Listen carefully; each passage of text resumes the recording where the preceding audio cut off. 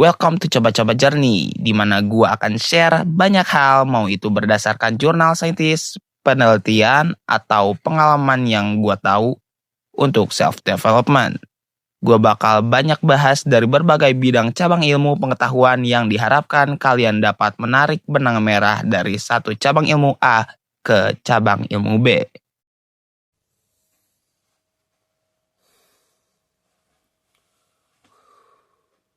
Tanpa kita sadari, setiap hari kita sedang berbicara meskipun tidak mengucapkan sepatah kata pun. Cara kita berpakaian, gaya rambut, aksesori, bahkan warna yang kita pilih semuanya adalah bahasa. Ini adalah Psychology of Appearance, sebuah cabang psikologi dan komunikasi nonverbal yang menjelaskan bagaimana penampilan membentuk sebuah persepsi, status, dan hubungan sosial kita. Dalam video kali ini, kita akan membedah bagaimana penampilan bekerja sebagai bahasa nonverbal, bagaimana ia mempengaruhi kesan pertama, stereotype, bias, hingga dampak dalam budaya Indonesia.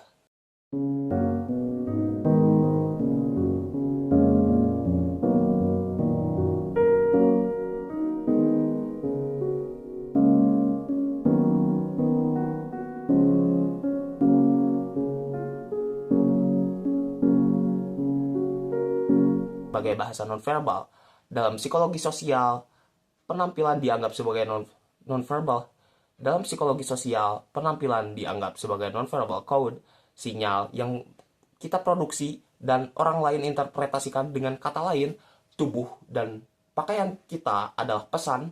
Penampilan masuk ke dalam kategori artifact dan physical appearance dalam teori komunikasi nonverbal. Artifact, pakaian, aksesori, tas, perhiasan, physical appearance, bentuk tubuh, perhiasan, rambut, body modification, tato, tindik, operasi estetika, grooming, kebersihan, rapi, perawatan diri. Semua ini bekerja sama untuk menciptakan impresi sosial kita.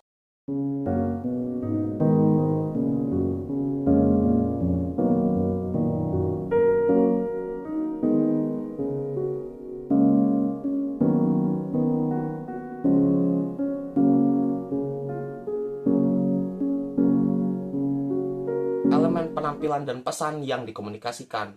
Setiap elemen penampilan membawa pesan sosial tersendiri. Pakaian memberi sinyal profesionalisme, status ekonomi, afiliasi kelompok.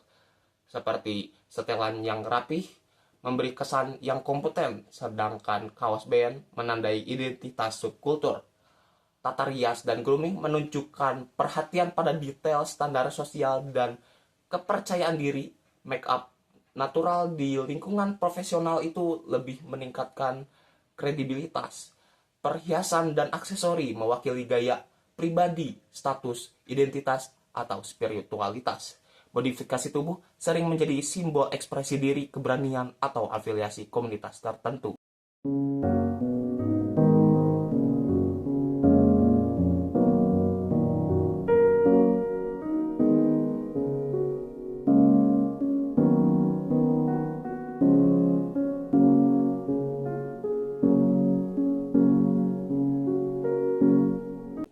Mekanisme psikologi di balik interpretasi penampilan. Lalu, bagaimana otak kita memproses semua sinyal ini? Ada beberapa teori psikologi yang menjelaskannya. Yang pertama, impression management by government. Kita mengelola sesuatu atau mengelola penampilan untuk mempengaruhi cara orang menilai kita. Kedua, halo effect. Satu atribut positif, misalnya penampilan yang menarik membuat kita dianggap lebih pintar atau lebih baik. First impression and primacy effect. Kesan pertama terbentuk dalam sepertian detik dan bertahan lama. Attribution theory, orang menilai penampilan kita sebagai cerminan sifat bukan kondisi situasional. Social identity theory, pakaian dan simbol menandai apakah kita bagian dari suatu kelompok. Signaling theory, atribut mahal, branded, atau eksklusif dipersepsikan sebagai sinyal status.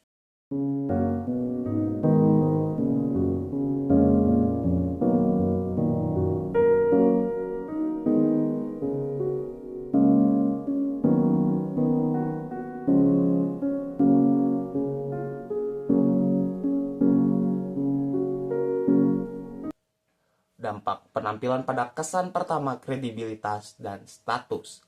Penampilan membentuk banyak aspek kehidupan sosial kita.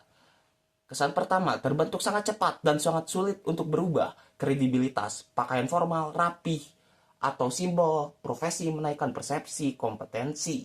Daya tarik, grooming, dan estetika fisik mempengaruhi ketertarikan interpersonal. Status sosial, seperti brand, aksesoris mahal, dan gaya tertentu memberikan sinyal kelas sosial. Dalam konteks profesional, kredibilitas lebih penting.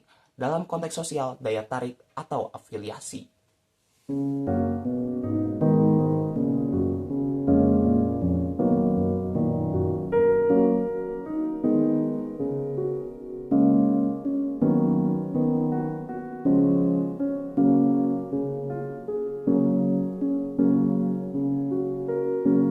Daya dan konteks.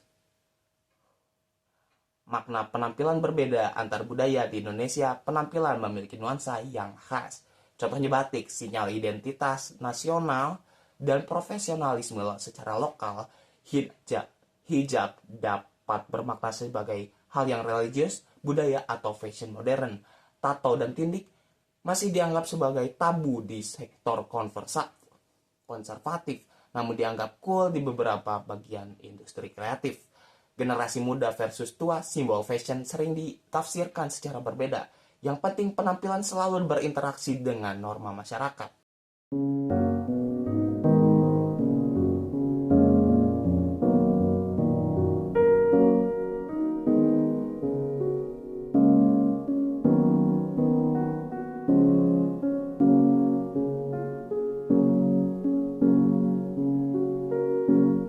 Bias dan bahaya dari penilaian penampilan. Meski penampilan berguna sebagai sinyal sosial, ia juga menghasilkan banyak bias. Contohnya untuk halo effect. Cantik atau rapih dianggap lebih kompeten. Lookism, diskriminasi berdasarkan daya tarik fisik. Gender bias, standar penampilan berbeda untuk laki-laki dan perempuan. Confirmation bias, setelah menilai penampilan awal, kita mencari bukti untuk membenarkannya. Bias ini mempengaruhi rekrutmen kerja, layanan pelanggan, hubungan sosial, dan bahkan keadilan hukum.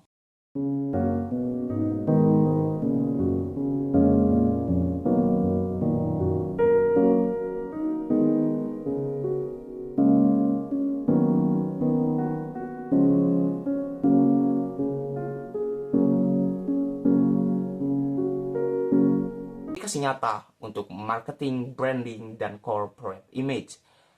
Prinsip psikologi penampilan juga dipakai untuk di dunia profesional.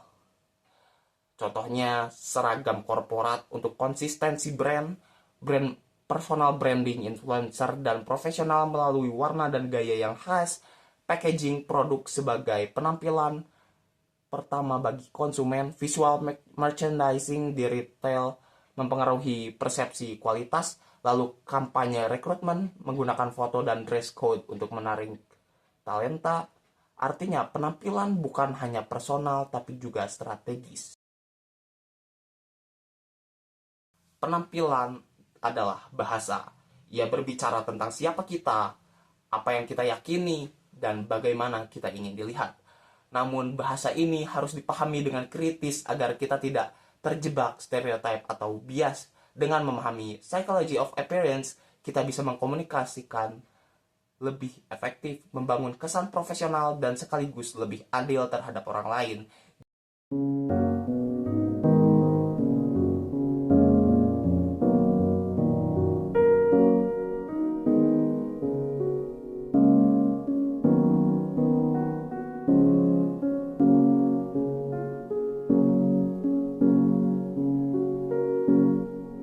Mungkin dari beberapa poin yang gua sampaikan tadi, kalian sudah mendapatkan beberapa garis merah yang bisa kalian ambil, dan dari situ mungkin bisa kalian implementasikan dalam kehidupan kalian, dan atau sudah ada yang tanpa sengaja melakukan itu, entah itu dari rujukannya suruhan atau arahan orang tua gitu, atau misalkan dari baca literasi kalian sendiri dan alhamdulillahnya sudah tersampaikan dan teringatkan lagi oleh saya.